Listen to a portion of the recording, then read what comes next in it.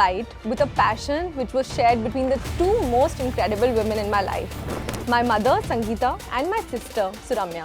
So honestly मतलब मैंने कभी भी खुद को ऐसा नहीं देखा कि I am a woman entrepreneur.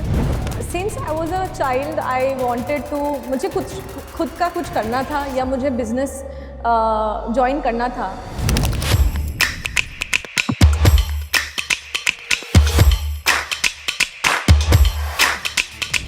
जो वुमेन एंटरप्रेन्योर्स होते हैं उनको ये पूरी इकोसिस्टम में किस तरह के चैलेंजेस आते हैं? तो as a women entrepreneur challenges क्या फेस हुए जब मैंने फंड रेज किया.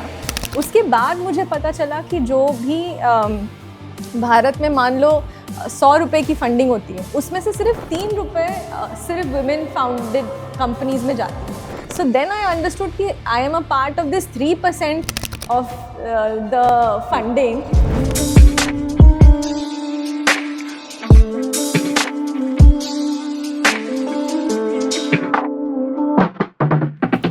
जो विमेन को जाती है. प्लस विमेन में भी I come from a tier 2 city. I am from Raipur Chhattisgarh and proudly from there. So tier 2 cities में भी फंडिंग का ऑलमोस्ट 10% जाता है. तो हम 10% का 3%. हर एक सफल ब्रांड के पीछे एक सवाल छिपा होता है, क्या मैं कुछ अलग कर सकता हूँ? हमें आशा है आज के इस पॉडकास्ट में आपको उस प्रश्न का उत्तर मिलेगा. नमस्कार, जीसीसीआई प्रेजेंट गुजरात उद्योग जगत की चर्चा में आपका हार्दिक स्वागत है. Gujarat chamber of commerce and industry. Grow business, transform Gujarat. दोस्तों, कंज्यूमर सिर्फ प्रोडक्ट नहीं खरीदता, वो खरीदता है ट्रस्ट, वो खरीदता है एक स्टोरी और अपनाता है एक अनोखा एक्सपीरियंस.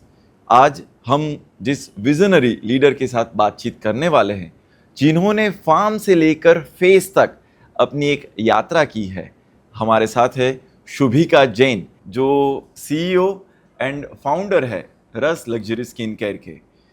सबसे पहले ये जानना चाहूँगा कि फार्म से लेकर फेस तक की आपकी जो पूरी जर्नी रही है और नेचुरल साइंस बेस्ड जो आपने फॉर्मूला और जो ब्रांड आपने लोगों तक पहुंचाई है, वो आपका क्लियर स्टेटमेंट क्या, मन में पेन पॉइंट आपने क्या लोगों का पकड़ा जो आप लोगों तक ले गए?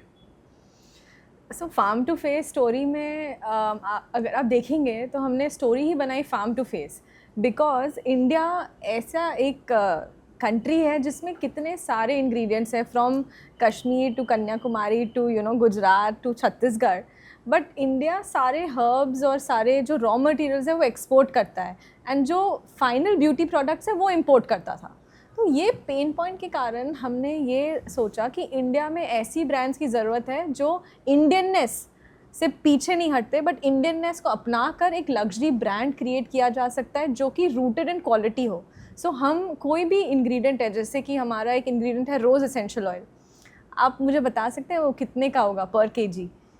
पर केजी? हाँ, मैन्युफैक्चरिंग कॉस्ट करीब करीब 1000-2000 के आसपास पर केजी. हाँ, रुपीज़. यस. सो एक्चुअली वो $16,000 का है या 20 लाख रुपए पर केजी का है वो रॉ मटेरियल. सो ये रॉ मटेरियल मैंने खुद निकलते हुए देखा है कि वो कैसे इतनी सारी रोजेज़ की पंखुड़ियाँ चाहिए होती है. 1 मिलियन पंखुड़ियों से मतलब ऑलमोस्ट 1 ग्राम ही निकल के आता है. सो वो एक इंग्रेडिएंट एक मैंने प्रोडक्ट ख़रीदा था, इंडिया का ही था, लग्जरी स्किन केयर. वो प्रोडक्ट इतना ज़्यादा खुशबूदार था कि मुझे लगा कि इतनी खुशबू वो कैसे डाल सकते हैं, क्योंकि एसेंशियल ऑयल ऐसी चीज़ होती है जो इवेपोरेट हो जाती है. तो जब आप जो भी चीज़ आप बिज़नेस कर रहे हैं उसकी अगर आप तकनीक को समझेंगे तो आपको पता चल जाएगा वो प्रोडक्ट में दम है कि नहीं. तो हमने वो प्रोडक्ट को एक्चुअल में टेस्ट कराया और पता चला कि उसमें रोज़ एसेंशियल ऑयल की मात्रा 0 थी, जबकि वो ब्रांड उसको क्लेम कर रहा था. तो वहाँ से हमें आइडिया आया कि इंडिया में लोग 2000, 3000, 4000 रुपये, 10,000 के भी प्रोडक्ट्स खरीद रहे हैं, बट क्या इंडियन ब्रांड्स उसमें ऑथेंटिकली इंग्रेडिएंट्स डाल रहे हैं कि नहीं. वहाँ से रस की जर्नी चालू हुई, जो कि हम खुद फार्मिंग करने लगे. करते थे हम फार्मिंग और फार्मिंग करने लगे, फार्मर्स के साथ हम जुड़े एंड वो प्रोडक्ट को हम फार्म से मैन्युफैक्चरिंग से लेके R&D तक फिर हम कस्टमर्स को सीधा हमने डिलीवर कर पाए. So that is the whole farm to face vertical integration, जिसमें कि मोस्ट ब्रांड्स आप देखे होंगे वो खुद की मैन्युफैक्चरिंग तक नहीं होती, थर्ड पार्टी के पास जाते हैं एंड प्रोडक्ट लेके आ जाते हैं। तो हमारा डिफरेंशिएटिंग फैक्टर क्या है? आप क्या मार्केटिंग कंपनी हो कि आप एक ब्रांड हो? तो ब्रांड तब आई थिंक आप बोल सकते हो जब आप खुद प्रोडक्ट बना रहे हो, जब आप खुद वो प्रोडक्ट को कंज्यूमर तक पहुंचा सकते हो। राइट। एक स्किन केयर यानी ये ब्यूटी सेक्टर जो पूरा है, उसके अंदर ऐसे कौन कौन से आपने गैप आइडेंटिफाई किए जिसकी वजह से लगा कि मार्केट में स्कोप है, हम अपनी एक अलग जगह बना पाएंगे? सो हम जब चालू किए तब हमने एक बहुत छोटे सेगमेंट को पकड़ा। तो वो छोटा सेगमेंट था फेशियल ऑयल्स का। So face oils many people don't even use it, right? तो वो एक सेगमेंट था जो for people with normal to dry skin में ज़्यादा यूज़ होता था, बट हमने हर एक स्किन टाइप के हिसाब से फेस ऑयल्स क्रिएट किया। उस सेगमेंट में हमने आइडेंटिफाई किया, उस सेगमेंट में अभी भी हमारा product is one of the top sellers till now. Right. तो अभी तक आपने जो ब्रांड, फिर हमें पता चला कि डाबर और ऐसे बड़ी कंपनी यूनिलीवर्स ने भी उनसे जब फंड लिया गया तो वो उसकी पूरी प्रोसेस, वो जर्नी, कब ऐसा लगा कि अब हमें ज़्यादा इन्वेस्टमेंट की आवश्यकता है, तब उस दिशा में आपने अपना ध्यान दोहराया? सो ब्रांड हमने चालू किया था 2017 में, कंपनी वी क्रिएटेड इन 2021। सो जब 2021 में हमने कंपनी बनाई तो हम एनीवेज प्रॉफिटेबली कंपनी को चला रहे थे, सो हमें कोई फ़ंड रेज़ करने की ज़रूरत नहीं थी। उसके बाद हमको ये समझ में आया, आई हैड अ मेंटर, उन्होंने ये बताया कि आप फॉर एग्जांपल 1000 रुपये का आप पाए हैं, उसका आप 100% ओन करते हैं तो आपका 1000 रुपये हुआ। मान लीजिए आप उस पाई का 80% होल्ड करते हैं एंड आप वो पाई आपका 1000 से 5000 का बन गया, तो 80% 5000 का होता है 4000, वो 1000 रुपये से ज़्यादा है। ये जो हमें समझ में आया कि आप इन्वेस्टमेंट लेकर उससे आप आपके बिज़नेस को और ज़्यादा ग्रो कर सकते हैं, आप इन्वेस्ट कर सकते हैं R&D में, ऑपरेशंस में, प्रोडक्ट में, पीपल में। ऐसे जब ये हमें समझ में आया कि ये कैसे होता है, तब हमने रियलाइज़ किया कि we should get investments from the market. And 2022 में हमने हमारा फर्स्ट राउंड रेस किया 15 करोड़ रुपीज़।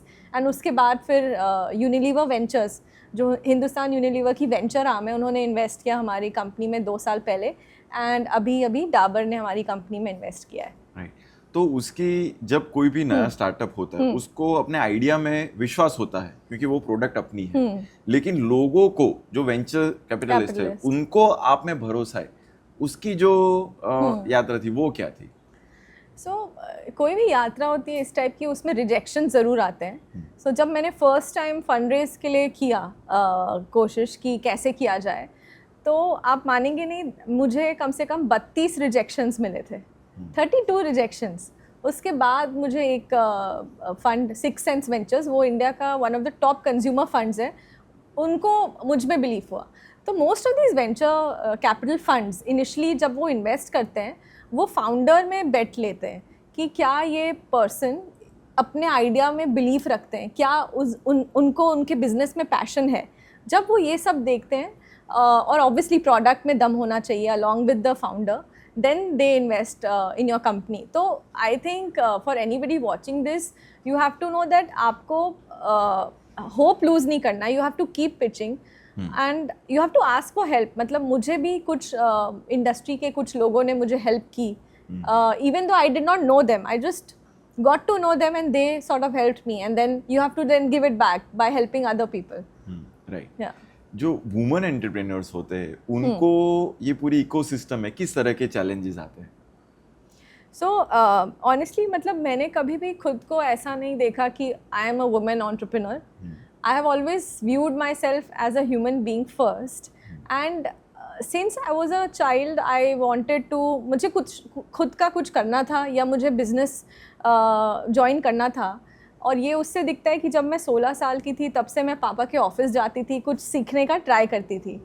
तो इसमें वुमेन और मेन का नहीं है। हाँ, मैं लकी हूँ कि मेरी फैमिली ऐसी है जो मुझे ऑफिस में उन्होंने मुझे मोटिवेट किया कि ठीक है तू सीख, बट जो भी सीखना था ऐसा नहीं कि उन्होंने मुझे बोला तू सीख, मेरी खुद की वो इच्छा थी कि मुझे सीखना है। तो as a women entrepreneur challenges क्या फेस हुए, जब मैंने फंड रेज किया उसके बाद मुझे पता चला कि जो भी भारत में मान लो 100 रुपये की फंडिंग होती है, उसमें से सिर्फ 3 रुपये सिर्फ वुमेन फाउंडेड कंपनीज में जाती है. सो देन आई अंडरस्टूड कि I am a part of this 3% of the funding जो women को जाती है. प्लस women में भी I come from a tier 2 city. I am from Raipur, Chhattisgarh, and proudly from there. So tier 2 cities में भी funding का ऑलमोस्ट 10% जाता है. तो हम 10% का 3%, तो आप वो सोच सकते हैं 0.3%. तो उसमें से ये एक बड़ी कंपटीशन का हिस्सा बनते बनते आप यहाँ तक पहुँचे. तो जब आपने ये पूरी एक जर्नी तय की, आगे का प्लान आपके मन में क्या है? कि जैसे कि मैं पूछूं कि हर स्टार्टअप को क्या फंड लेना चाहिए, क्या आपका थॉट है? डेफिनेटली हर स्टार्टअप को फंड नहीं लेना चाहिए, बिकॉज अगर आपका बिजनेस ऐसा है जो कि आपका मार्केट मान लीजिए छोटा है एंड उसमें ग्रोथ स्लो है, तो अगर आप फंड लेते हैं, इसका भी 2 पार्ट में मैं आंसर दूंगी कि आप किससे फंड ले रहे हैं और आपका बिजनेस कैसा है. तो अगर आपका बिजनेस ऐसा है जिसमें ग्रोथ का बहुत पोटेंशियल है, तो डेफिनेटली आप फंड ले सकते हो.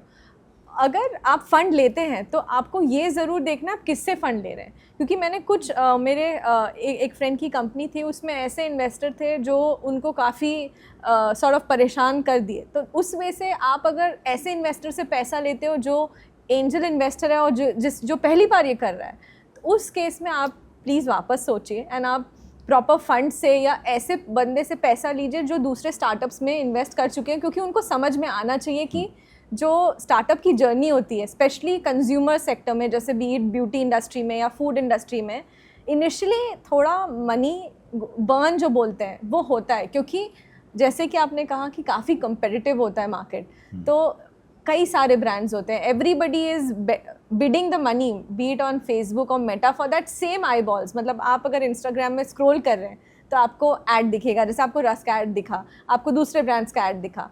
सो that investor has to understand the market. तो आप उनसे ले सकते हैं, या तो फिर it can be institutional money that you take from. So first you understand if your market is big enough. If your market is big enough and you want to grow fast, मान लीजिए मुझे अगर business को छोटा रखना होता तो मैं उसको छोटा रखकर प्रॉफिटेबली कर रही होती. बट मुझको I wanted to build a large outcome. I wanted to build something that the entire country or the entire world knows about and uses, and we can actually give the benefits of the plants and the extracts of the plants to the world. So that is why I decided to take money. And वो एक call था जिसमें कि मैं और मेरे co-founders, one of my co-founders is my sister, who is my co-founder and CMO, and my other co-founder is my mother. So she is my co-founder and chief research officer. So it's the 3 of us together. तो नारी शक्ति ने वैसा कहे कि झंडा गाड़ दिया है स्किन केयर प्रोडक्ट्स के अंदर. तो यानी जब परिवार के लोग रहते तो एक ट्रस्ट रहता है. ट्रस्ट है. लेकिन फाइनेंस की जब बात आती है तब कैसे आप उसको मैनेज करते हैं? फाइनेंस की बात आती है तो वो हम स्टार्टिंग से बहुत क्लियर थे कि कंपनी जब चालू हमने किया था तो किसका क्या % स्टेक रहेगा, कौन कितना एफर्ट डालेगा, वो हमें पता था. एंड देन ऐसा है कि हम सब इक्वली एफर्ट डाल रहे हैं. बट आपको अगर आप आपकी फैमिली के साथ काम करते हैं तो सबके कॉम्प्लीमेंट्री स्किल्स होने पड़ते हैं. जैसे मेरा स्किल है into finance and operations, fundraising. मेरी जो co-founder and chief marketing officer Suramya है, she is great with marketing and even digital sales. Digital sales ही कंपनी अलाइव होती है. And my mother, she is the backbone who understands the plants, understands the formulations, understands quality control, because in skincare quality control and the formulation is everything, right? So we all have complementary skills. तो हमने starting से decide कर लिया था कि अगर ऐसा कुछ चीज़ है जिसमें हम तीनों के व्यूज़ नहीं मैच होते तो क्या करना है. तो उस केस में हमने ये डिसाइड किया था कि तब मेरी बात सुनी जाएगी. अच्छा. तो वो पहले से डिसाइडेड था. बट ऐसा कभी नहीं होता, क्योंकि ऐसा कुछ होता है तो हम लोग कहीं ना कहीं कंक्लूजन पे आ जाते हैं. तो ऐसा मुझे कभी ये यूज़ नहीं करना पड़ा. वीटो कभी यूज़ करने नहीं किया. नहीं, पर वो अक्सर ऐसा रहता है कि हाँ भैया, अलग अलग पॉइंट ऑफ व्यू होते हैं, लेकिन कोई एक रास्ता, क्योंकि कोई एक निर्णय पर तो आना ही पड़ता है. निर्णय पर आना होगा. हाँ. तो डिसीजन के लिए आपकी अभी भी यदि कोई अलग अलग आपके सामने अपॉर्चुनिटीज भी आती तो कौन सा पिक करना, तो वो कैसे तय करते हो? तो अब जैसे फंड रेस के बारे में अगर बोलें तो उसमें मैं ही पूरा सब करती हूँ। तो उसमें my sister, my mother, they are not involve in that. तो उसका डिसीजन, उसमें क्या करना है वो सब मैं करती हूँ। ऑब्वियसली मैं उनको इन्वॉल्व रखती हूँ कि ये ऐसा चल रहा है, ये हो रहा है, and they are always very positive and motivating about that. तो सिमिलरली जैसे प्रोडक्ट में कुछ है, so my mom takes a call on that, and उसमें me and my sister we guide her कि you know ये market में ऐसे trends हैं, these are the new age actives, or these are the great ingredients we can use, कि हम Himalayan lavender use करते हैं, कि हम ये नया snow mushroom है वो हम use करें, या कुछ इस टाइप से हम सोचते हैं। फाउंडर्स अक्सर ऐसा देखा जाता है कि अपनी कंपनी के वैल्यूएशन के बारे में ज़्यादा कॉन्शियस रहता है, किस तरह से वैल्यूएशन को बढ़ाया जाए, किस तरह से उसको हाइप दी जाए ताकि लोगों का आप पर ध्यान बना रहे। तो वो वैल्यूएशन वो आपने किस तरह से मैनेज किया, किस तरह से बैलेंस किया अपनी कंपनी का? So valuation is a multiple of आपका बिजनेस के स्केल पे है, एंड आपका बिजनेस का growth potential is the valuation. कई बिजनेसेस ऐसे होते हैं कि अगर उनका रेवेन्यू अगर 100 करोड़ का है तो उनका वैल्यूएशन हो सकता है 100 ही हो। कुछ कंपनियों का ऐसा होता है 100 करोड़ के रेवेन्यू पे 1000 भी हो सकता है, राइट। इन दी एंड आपका वैल्यूएशन इज़ डिफाइंड बाय आपकी कंपनी किस टाइप के एग्जिट आउटकम्स दे सकती है। एग्जिट आउटकम्स में एक होता है IPO, दूसरा होता है मर्जर्स एंड एक्विजिशन, और तीसरा होता है share buyback. Generally third option use होता नहीं है, mergers and acquisition and IPO होता है। तो उस केस में अगर IPO होता है तो आपकी जैसी कंपनी जो पब्लिकली लिस्टेड है उनका earnings to value PE multiple क्या है, तो एंड आपकी कंपनी का अर्निंग कितना हो सकता है। तो अगर अर्निंग्स टू वैल्यूएशन मल्टीपल 80 का है मान लो, जैसे कि यूनिलीवर का, हिंदुस्तान यूनिलीवर का 80 का मल्टीपल है, मतलब अगर उसकी कंपनी हिंदुस्तान यूनिलीवर का 20 रुपये का अगर प्रॉफिट है फॉर एग्जांपल, या 100 रुपये का उनका अगर प्रॉफिट है, तो उनकी वैल्यूएशन होगी 100 × 80, 8000। तो आप जब इंडस्ट्री में दूसरी कंपनियों को देखते हैं तो आपको फिर डिफाइन होता है थ्रू द मार्केट आपका वैल्यूएशन क्या है। So valuation is something that is important for a founder, because अगर आपका valuation is higher then you can take more money without diluting your equity much, and as you become more and more experienced you can actually negotiate better. Right. Yes. फंडिंग को लेकर जो नए young founders होते हैं, नए startups होते हैं, उनको आपका क्या अनुभव अपना शेयर करना चाहेंगे फंडिंग को लेकर? मैं in fact I was giving this advice to somebody who had come to me कि उसका कंपनी में रेवेन्यू भी नहीं है, मतलब वो अभी तक कंपनी में पैसे उनका रेवेन्यू नहीं हो रहा है, बट वो फंडिंग लेना चाह रहा है।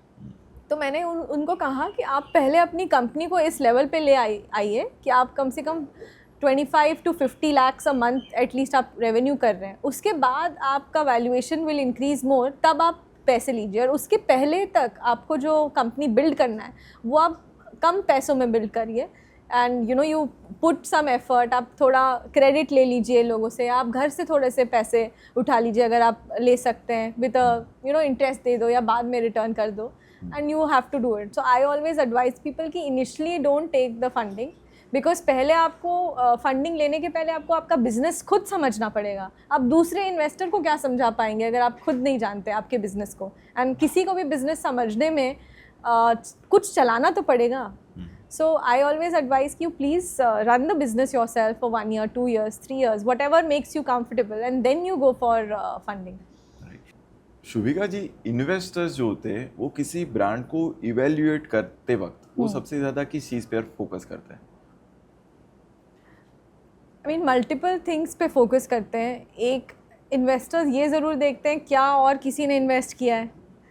आप अगर कोई बहुत अच्छा इन्वेस्टर ले आते हैं तो उससे बाकी दूसरे इन्वेस्टर्स को भी इन्वेस्ट करने का मन होता है, तो वो एक चीज़ है। दूसरा कि आपकी कंपनी में रेवेन्यूज़ क्या हैं, आपकी कंपनी में रिपीट रेट्स क्या हैं। अगर आप कंज्यूमर बिजनेस है तो अगर आपका रेवेन्यू 100 का है तो आपके रेवेन्यू में 100 में से कितना % आपकी रिपीट रेवेन्यू है, वो 20 है, 10 है, 50 है। रिपीट रेवेन्यू से ये समझ में आता है कि कस्टमर्स आपके प्रोडक्ट को लाइक कर रहे हैं। फिर एक और रेशियो लोग देखते हैं कंज्यूमर बिजनेस में, वो life time value divided by CAC. LTV to CAC ratio एक बहुत इंपॉर्टेंट रेशियो होता है जो सबको कैलकुलेट करना चाहिए। सो कैक आपको पता होगा क्या होता है, you know, customer acquisition cost, कि आपने अगर आपके बिजनेस में एक कस्टमर आपका आया है तो आपने कितना रुपया खर्चा किया उसको एक्वायर करने के लिए, तो वो होता है कैक। एंड लाइफ टाइम वैल्यू ये होता है कि अगर आपको किसी कस्टमर ने आपका फर्स्ट ऑर्डर में आपको 1000 रुपये का आपका प्रोडक्ट बेचा आपने, तो आप उस कस्टमर से एक बार तो ऑर्डर में आपने 1000 ले लिया, उसके बाद वो एक साल में कितने बार आया, क्या वो 2 बार आया, तो अच्छा 2000 हुआ कि 3000 हुआ। और लाइफ टाइम वैल्यू ये होता है कि आप अगर वो कस्टमर का आप 2 या 3 साल देखें तो वो 2 या 3 साल में वो कस्टमर कितने बार आया ऑन एन एवरेज। तो LTV to CAC ratio should be in 3:1 sort of ratio, वो एक चीज़ ज़रूर देखते हैं। GCCI Gujarat chamber Yeah. Of commerce जो एक ऐसा प्लेटफॉर्म है जो यंग एंटरप्रेन्योर्स के साथ साथ बिग टाइकून्स होते हैं, तो ये प्लेटफॉर्म्स कितने हेल्पफुल होते हैं? I definitely think it is helpful because in platforms के through the kind of people you meet from, like you said, कि business tycoons to, you know, young entrepreneurs, अगर आप किसी business tycoon से बात करते हैं तो आपको उनसे समझ में आएगा कि उन्होंने अपने लाइफ में कितने स्ट्रगल्स देखे हैं। अभी वो टाइकून है बट वो टाइकून बनने के पहले जो उनके पूरे स्टेप्स थे वो अगर आपको जानने मिलता है। So all these platforms like GCCI, they really help you know the story behind the businesses so that you can feel inspired by each other and build your own business. Ji Shubhega ji, बहुत बहुत धन्यवाद। आज आपने बहुत सारी बातें फंडिंग से लेकर स्टार्टअप्स और अपनी एक स्किन केयर ब्रांड के बारे में जो बताया वो बहुत हेल्पफुल होगा। No thank you so much Hitansh ji. तो आज के इस पॉडकास्ट में हमें पता चला कि ब्रांड बनाना सिर्फ बिजनेस करना नहीं होता, विजन को रियलिटी में कैसे कन्वर्ट किया जा सकता है वो आपको पता चला होगा। आपको ये पॉडकास्ट कैसा लगा हमें जरूर बताइए कमेंट में। नेक्स्ट एपिसोड में नए व्यक्ति, नई ऊर्जा, नए विचार के साथ फिर मिलते हैं। तब तक आप देखते रहिए GCCI प्रेजेंट, गुजरात उद्योग जगत की चर्चा। मिलते हैं फिर, नमस्कार। Gujarat Chamber of Commerce and Industry. Grow business. Transform Gujarat.